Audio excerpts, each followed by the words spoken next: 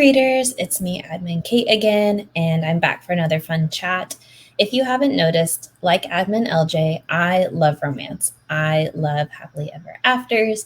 I love the journey of getting to the happily ever after. So I'm so excited to be having another chat today all about romance. And today it'll be historical romance. Our guest author today is Susanna Craig. She's written several romances, including her newest Love and Let Spy book, Every Rogue Has His Charm. So if you love romance and espionage, you'll love this book about a spy who leaves behind his wife, but they're reunited and neither can deny the passion that they still have for each other. And then there's a little bit of danger too. So if you love all of those things, you're going to love the chat today. And then as with most of our chats, we have giveaway going on. So one lucky reader who submits their question will be entered to win a surprise ARC. So I can't wait for your questions. Now, please help me welcome our guest, Susanna Craig. Hi, how are you doing today? Good, how are you? Good. So I gave a quick rundown of the book, but can you kind of expand on it and tell us a little bit about the series as a whole? Well, this series is, as the titles, I hope, suggest, all inspired by TV shows from the 1980s. So, which might seem like a big leap to Regency era romance, but I have had a lot of fun sort of reimagining these sort of romantic suspense shows that I grew up with as historical romances and kind of translating these spy plots into that world of the, Napoleonic era and so on. Oh, I lost my train of thought there for a second. But anyway, I have really had just a lot of fun with these characters. They're all connected. They're each as a standalone story, but they're all connected by the spy master, General Scott, who is also a matchmaker. And so his job is twofold. He's trying to bring these spies into domestic bliss as well. I love that combo, spies and matchmaking. He's perfect. He's a perfect matchmaker. So that's one of my favorite, like, I love that that you draw on the 1980s TV shows. So I was going to ask, how did you, like, what inspired that idea? Like, was there a certain, like, were you watching a show or anything? And then how do you choose which shows you want to, like, work into your books? Well, I wish I had this, like, dramatic inspiration story, but I think I was just sort of thinking around, what I thought would be a little bit different and a little bit fun. And I'm not even sure how I happened to hit on that. But then I started thinking about the shows that I, remember the most, like Remington Steele and Magnum PI. And I know there's been a remake of Magnum PI, and I will admit right here that I've never watched a single episode of the remake.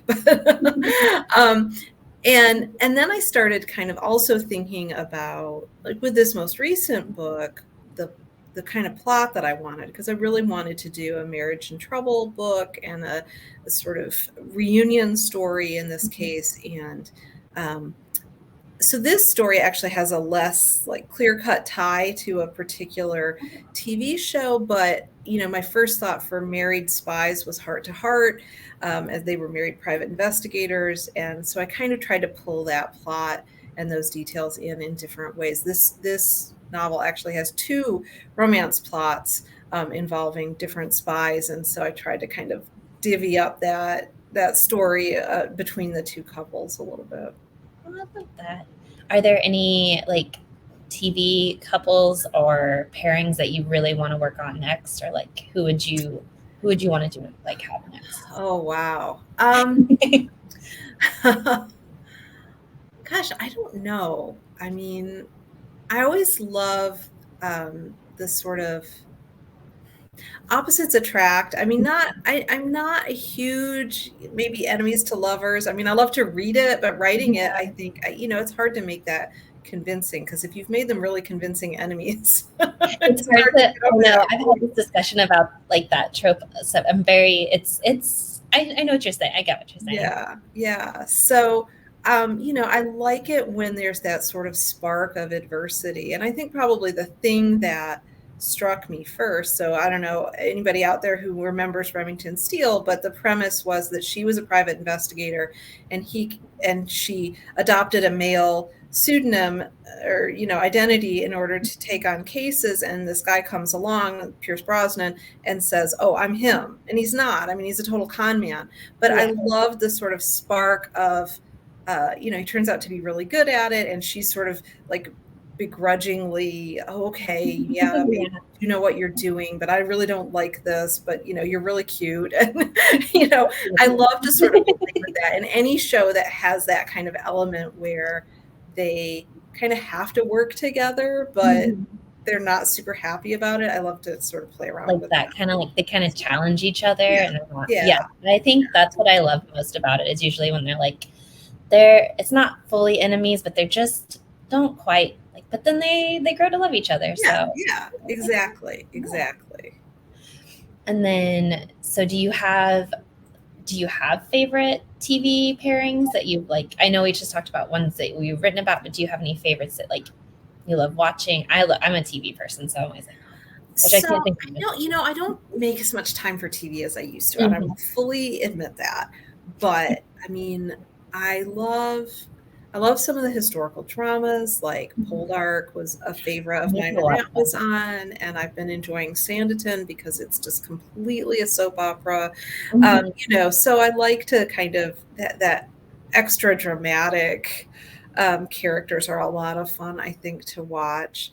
And then I really like comedy. I mean, Mhm. um, you just, I mean, I've been loving Ted Lasso, and My list. I catch The Big Bang Theory in reruns because it just makes me laugh, and it's such a good sort of stress reliever. So I like to I like to laugh, and I like to be entertained. Yeah, I'm a big comedy is one of my favorite things to watch. I have not watched Poldark or Sandition, but they're both on my list. I have a friend and she's like, "You have to watch it." Or Oh, Poldark. Yeah, I'm yeah, like, Poldark is just, close I to love where it. But it's the just, guy is. I can't think of his name, but I'm like, he is. I will yeah, watch oh yeah, it. Aiden Turner, yes. Yes. He has inspired a few romance heroes for sure. So, um, so you've written, several romance books and everything. So what do you love most? And this is like, I believe your third series. So what do you love most about writing a series and what have you found most challenging? Okay.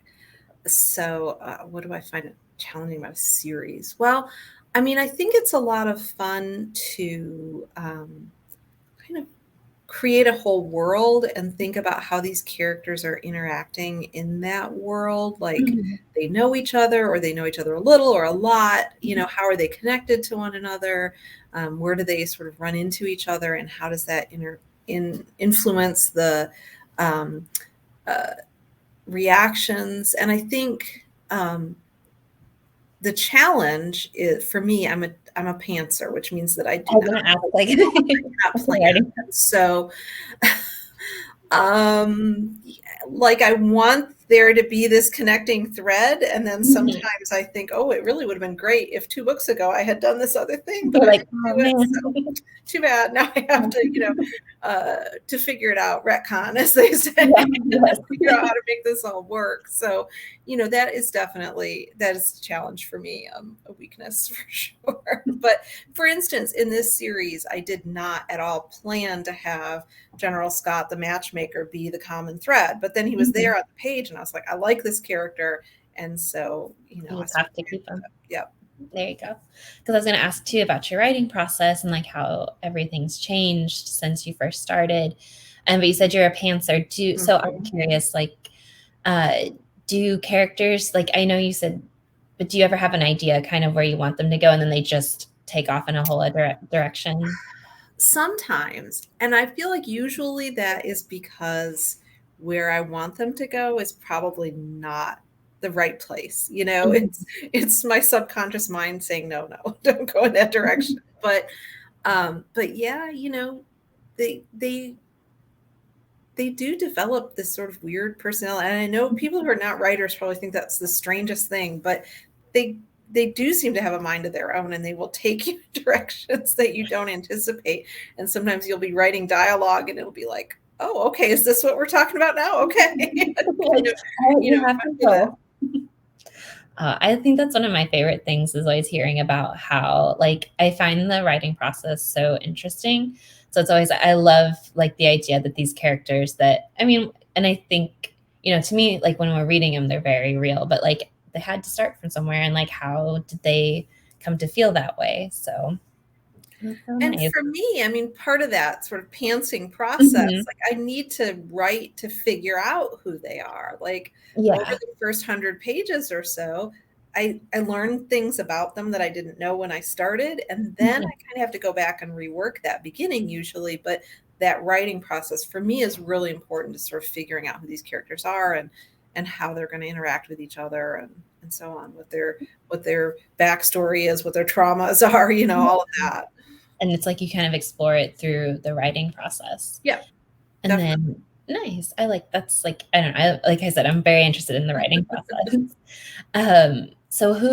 So you like we talked about you have several romances, and that means you have several characters to draw from. Yes. Would you say any of those characters, like, do you see yourself in a lot of them? Are there any ones that you're like, that's I connect more with them? And then to add to that, do you have any characters that were really hard to write or easier to write? Hmm.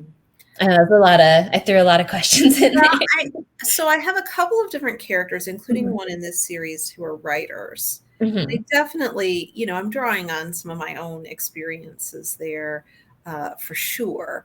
And I think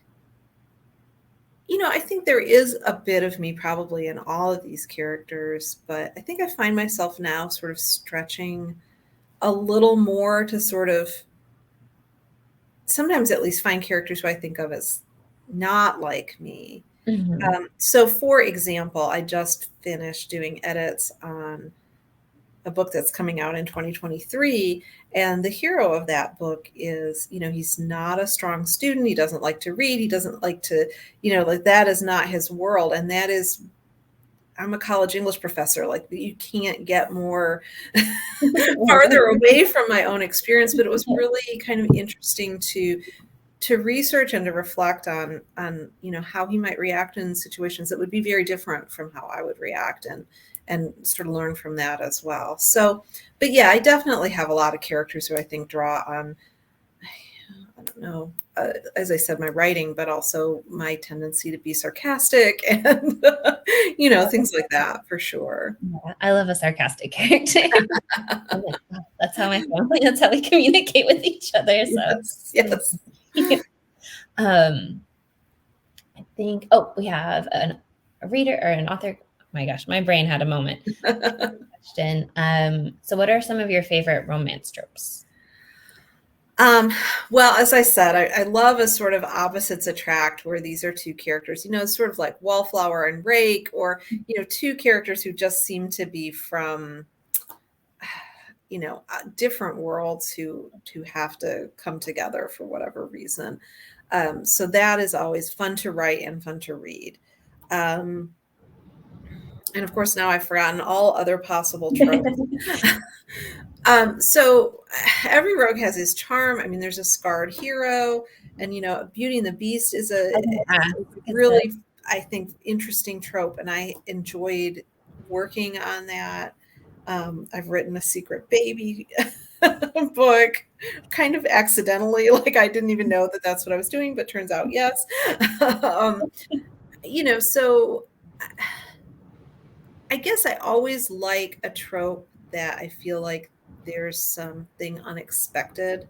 mhm. Uh, conflict is a really important part of romance and figuring out how to overcome those conflicts. So something, and that's why I've had some fun with the spy plot too, some sort of element of the story that um, kind of leaves us guessing. And it can be a mystery plot or in this case, a spy sort of subplot, but something where we can't quite figure out how that conflict, we're going to get over and past that difference. Yeah. I love the spy angle. I could never write a spy book or anything, but I love watching spy movies. I love spy things. I'm like, I would be also a terrible spy. Oh, I'd be so bad. I'd crack in a minute. Well, I did a lot of research, but I also had to fudge a few things because one of my characters is a code breaker, which means Yeah. that, you have to be really good at languages and math, and I am not. So See, I'm like, it's math is sort of not. like, okay. This sounds good. Yeah, no, well, that brings me to one of my other questions is your research process. What is that like? Well, okay. So I have a background in 18th and 19th century English literature, and Mhm. so I sort of came to this writing thing with some research already built in, I guess you would say. I mean, I know some things about that period that I definitely use, and I have read so extensively in that period that I feel like there are things that I know that I don't even know how I know at this point because they just are kind of part of my part of my DNA at this point. So, and for me, I feel like that really has contributed to me being able to develop my voice because I know how these things, I can just hear them because I've read them so much. But I also, I mean, I do the kind of research that you would expect. I'm really lucky to be at a university, so I have access to a university library, which means lots of more in-depth research and librarians and archivists and things like that. So that's really helpful. I guess one thing that maybe I do that I don't know if everybody does this, but I use Google Maps a lot, and I always location is really important to me. So I'm always like on maps, figuring out physical spaces, looking at images. If it's someplace that I have not been or can't get to, like what does it look like? What is the geography of this place, and how does that factor into the story? So I mapping oddly to me has been one of the research things that I didn't expect to spend so much time doing, but I always do. Yeah, I'd imagine it helps, like you said, just place it, Hmm. especially, like if you're traveling, like it's going to be outside of where kind of like where you could drive or easily get to. Um, like it would be very beneficial. So, and I love looking at Google Maps. So it's like a weird. I'm like, I I love love that satellite, or not, I mean, the view where you get pictures like people's yes. So you're like you photographs can that down. they've And there's tagged. also I never see them whenever I'm searching, but I know there's like a whole thing where people find random things in them, and I'm always like, who finds these? But we do have a reader question. They say that they love the Regency era. Would you ever want to time travel to that time period, or is there another historical era you'd love to visit? Yes, if. Yeah. I would love to sort of be able to be a sort of fly on the wall and see Mhm. what things were really like. Like, we know from research and we know from, um, things that we can read how people talked about things or did things or looked or, what things smelled like, all of that. Like we can Yeah. get some detail of that, but it would be really neat to see firsthand what some of those details were like for sure. But I have to say, I'm not real eager for, the lack of medicine and hygiene and all of No, those thank kinds you. of things. I'll So, take you indoor. know, I want to like time travel in a bubble. Yeah, there you go. There you go. Like just go for a day and then come. Yes, exactly. Get my Yeah. questions answered, spy on, Jane Austen's, look over her shoulder and then just Yes, go home. that's a one of I would love that. I'm a huge Jane Austen fan, so Yeah, and so the part about the question about another historical era, I'm probably not because that's just my period, and I am, I teach a lot of Jane Austen and do a Mhm. lot of work there, and I was just in England this summer, and we went to Bath and we went to Chawton, and Um, so we got to see some of this stuff firsthand, and yeah. that really makes you want to like again that. Oh, if I could just be here and hear Yes. what did Yeah. they talk about at dinner? Like, that kind of thing. So, That's so amazing. I haven't been to Bath. I did the one and only time that I've been to England, I went to her house, and that was getting there. I don't know what happened. It was an experience, but we got there, and I loved it. So this yeah. is more of a question I have, like, as a Jane Austen. Do you have a favorite Jane Austen book? Oh, That is a big question. that changes like it just changes all the time depending on the mood I'm in. I mean, I Yeah. love Pride and Prejudice. Everybody loves Pride and Yeah. Prejudice. But most of the time I answer with Northanger Abbey because people don't know that book as much. And I Yeah. just think it is so fun and she is so snarky in that book. And so that in my heart of hearts, like I don't think it's her best book, but I still think it's my favorite. One that, like, you were like, yes, that's the one I Yeah. gravitate Yeah. towards. I have not read that one. I think it's because I had watched the movie a few times Yeah. or the series. I'm trying to remember. Yeah, And there's like a take a PBS, yeah, BBC version. DJ It's pretty Hill. good. It's pretty Yeah. faithful. Yeah, I think I just watched it too much for me to then read the book. That's one of my like reader things. It's just a mental block. Oh yeah, it's hard. It's hard. Mm-hmm. So then, do you have, like, going back to the research, is there any like favorite things that you've come across? And are there any things that you're like, I really want to put this into the book, but maybe it just doesn't fit?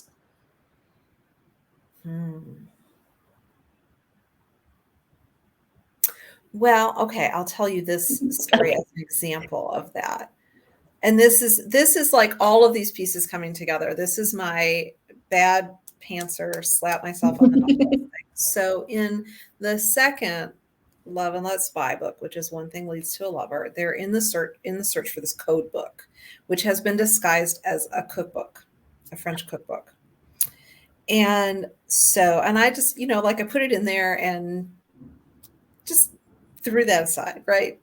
And then when I got to the next book, which is Better Off Wed, well, that's the book that stars the code breaker. And I realized that the logical thing is for him to be working on breaking the code that's contained in this book. And that meant I had to find an actual real cookbook. Which sent me really looking like what kind of French cookbook would somebody have had in the early 19th century and what would have been included, because cookbooks didn't look then like they look now. And, how do I convey that and so on. And then as I was doing this, I came across a detail about, why we don't have like popular cookbooks basically disintegrated through use because they were getting, as cookbooks do, right? They get greasy and dirty and all of that. And so the books that we still have in libraries and so on and archives are not necessarily the books that were popular. And then I figured out a way to sort of use that detail about the condition of the book as a plot point in the story. And so that kind of moment, then I felt like, okay, so I have saved myself yet again from this pantsing condition that I have. These stories, you're like, I never there's always these little tiny tiny details that you're like, oh, I have to figure out a way to squeeze that in. And sometimes I know that I am only entertaining myself, but you got to do it. You're writing a book. It's like you're reading it. So I would imagine, yeah. I love that though. That's so interesting. But yeah, like you said about the cookbooks, I just think back to like my grandma's cookbook and my mom, like they have been used. Yeah, absolutely. And it's not something that I really would have thought very much about, but what that might mean for our sense of how people cooked, because the cookbooks that really got used are not just sitting around anymore. No, they're not going to be available anymore. So we kind of touched on this a little bit earlier, but like, what would you say, what do you love most about writing romance? And was there any moment that like specifically drew you to romance, or was I know we talked about Jane Austen. Was that kind of like your love of that? What drew you in? So actually it works the other way around. So I started reading historical romance when I was, like a preteen. This would have been in the 80s. So, we're talking like those big blockbuster bodice ripper historicals that my mother, would have had a fit if she knew that I was sneaking in the library. But anyway, and I loved Victoria Holt, and she does historical romances that are Gothic. And so that has also imprinted very strongly on me. But, I just loved I love the romance of it. You've got these two people and they have to overcome these obstacles and things end happily and problems are solved. And I just think, all around us all the time, we are surrounded by challenges where we think, well, this problem really can't be solved. And it's so nice to be able to read something where things work out. And that, and you can take sort of comfort in that as a reader. And so I read those just voraciously as a teen. And then when I got to college and then graduate school, I kind of got away from reading romances, but I gravitated toward the literature like Austen and Jane Eyre and, even Dickens and things like that, where things work out, they have those happy endings. And so that it definitely was a huge influence. And as a writer, I mean, that structure, it is its own kind of challenge. I think a lot of people think romance is really easy to write, that it's just kind of filling in the blanks. But in fact, having somebody sort of hand you this structure and say, this is what you need to do, but all the other pieces can change. Yeah. It's a real challenge. And I've found it really, intellectually interesting work to do to try to sort that out. Because it's still its own puzzle and everything, like you said, and you still, like, you have the structure, but and you want to make it your own and everything, and just trying to figure out, like, it's still, so no, it's like, how do you make it new every time, even though your readers all know what's gonna happen? Yeah, because I love happily ever after. That's why romance is like my very favorite go-to. Like I'll read a few sad-ish books every now and then, but I can't do it too much. And maybe a few mysteries, but romance is what that has my heart. So I love it's like it makes you feel good and yeah. And then do you also, we've talked about, do you ever read outside of your genre though? We talked a little bit about romances, but I mean, for pleasure, not much. I mean, obviously I have to do other kinds of reading for what I teach. And, obviously I read a lot of papers, student papers. Yeah. Do not always end happily, let me just say. But I think, just for fun, just for pleasure, romance is definitely what I prefer. Yeah. Oh, nice. And then we talked about, like, did you always know you wanted to be a writer? I really did, in one sense, yes. I wrote stories as a little kid, like elementary school, on the backs of scratch paper. I, wrote little stories when I was 8, 9 years old, that age. Yeah. But it was a dream that I really put on the shelf. Like once I became a teacher and I just thought, well, that was what I thought I wanted to do when I was a little kid. And now I'm, doing this other thing. And then I sort of hit a point where I was like, well, why not revisit that? And I wanted to try to see if I can become a writer. So I want to know, like, because I love when writers have like stories when they were when they were younger, and they're like, this is, like the stories that they create. Are there any that you kind of like, and this would be very random, but are there any that like you find that you've kind of revisited? Like, I mean, in a different capacity, but a little bit like pieces of it or anything?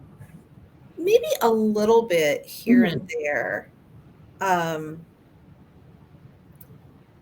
mean, I think what I would say is that the stories that influenced me when I was writing those stories, as I said, just became so much a part of how I think about romance that, some of those same things show up in my own work. Not so much my stories as the ones inspirations for my stories, probably. Although maybe people would find this interesting, I don't know. But when I was 11, let's say 12, something like that, I wrote a novel. I don't really know how long it was, but in my mind, it was a novel about a girl growing up on a horse farm in Kentucky, and she wanted to be a jockey in the Kentucky Derby, and all of this. And I knew nothing about any of those things, but whatever. You don't have to, I guess, when you're that age, especially. And now I live in Kentucky. So maybe I should maybe I should revisit that in the box of things that I brought from my parents' house and see if I there's would love, anything good there. I would love to know more. I'm like, if that ends up being an inspiration for something, I want to know. Because I don't think I could be a jockey, but I loved horses growing Oh up. yes, I I wanted was a one. horse girl Yeah, I for was like, sure. how do you not? And younger me had no concept of how much they cost, Yeah. how much work they take. Um, so our final question for today, before I let you go, is: do you have any advice then for like your younger, like writing self? Like, what would you tell yourself, or like, what have you learned? I would say, to have confidence in yourself. Like, Mhm. don't assume that you can't do it, or I kind of wish that I hadn't put that dream on the shelf, that I had come back to it sooner. But then at the same time, a lot of what I learned in my life in the years in between shaped the kind of writer that I became. So, but just, don't give up on your dreams, and have confidence in who you can be as a writer.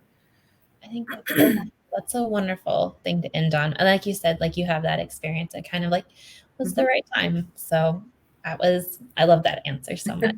Well, thank you so much for Thank talking you, with Kate. us today. And then thank all the readers for the questions. So, all right. Well, we'll talk to you guys later. All right.